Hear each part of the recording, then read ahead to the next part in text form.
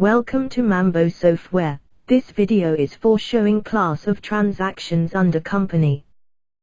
Click on company, scroll down to class of transactions and click on it. Write something on the class of transactions and under description.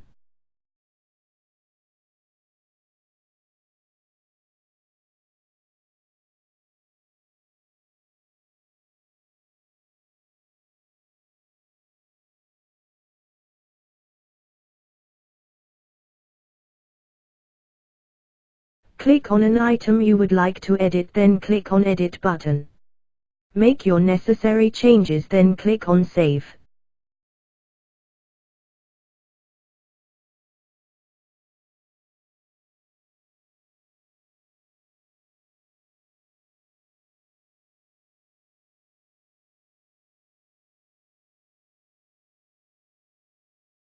Click on the item you want to clone, then click the Clone button and make the changes you want to make.